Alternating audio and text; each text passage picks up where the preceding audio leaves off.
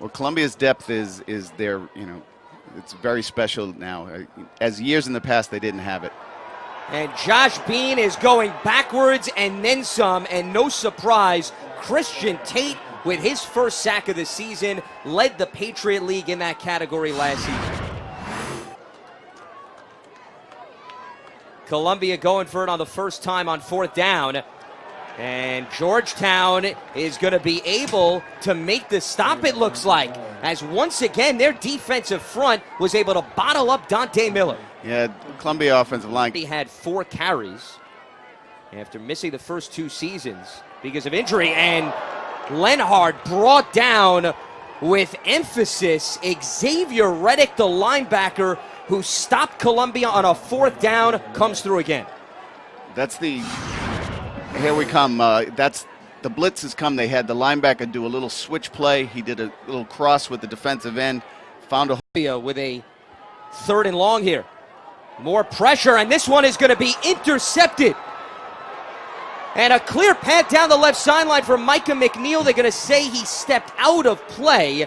That is his 2nd interception of the season, and Georgetown all of a sudden stealing momentum back in this game.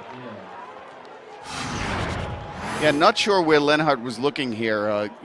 Whether the offensive receiver ran a different route, but he threw a ball where no receivers were, and unfortunately for Tomas, they put in motion a handoff, and sneaking his way into the end zone is Herman Moultrie. Now there is a flag on the play. Yeah, it looked like Columbia actually jumped offside, so this play should probably stand. Defense, net penalties decline, touchdown, Georgetown. So Georgetown gets on the board as Moultrie off the left side makes it look very easy. Yeah, he beat that one tackle. He powered through it. Themselves in a position to take control of this contest. 3rd and 10 for Columbia. Bean with 2 straight incompletions, and he's hit and loses the ball, and momentum has indeed continued to swing in favor of Georgetown. There is a flag on the play. Quincy Chinwuko able to recover the fumble. The ball in his hands, either passing or running. No, yet. Wow. And they are going to walk right back into the end zone. Moultrie with his 2nd score on the ground, and Georgetown has battled back with now 13 unanswered points. Huge push on the left side of that offensive line. Now Columbia 4 of 10 on 3rd down, and Georgetown with another great stop as the Hoyas making their defense do the heavy lifting. George Icott, the latest linebacker, to bring down a Columbia offensive play. Yeah, he found a gap. 6 of 15 on 3rd down. Bean lofts one, and it is intercepted, intended for Ronald Smith, and Georgetown comes through yet again with its defense. Jonathan Honore filling in for the injured Jalen Goldwire, and the Hoyas silence the Lions yet again. There was a lot of contact on that play. We'll see it in the replay here. They were looking for Ronald Smith to come back to the ball, and it looked like he was blocked out on it. Good play by the defender. He wanted the ball more. Beans pass deflected and intercepted. The 2nd straight possession in the red zone in which Georgetown comes through.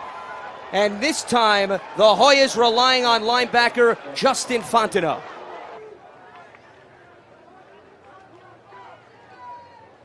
And Brunel keeps it himself and leaps into the end zone for the touchdown. And that is in all likelihood the exclamation point.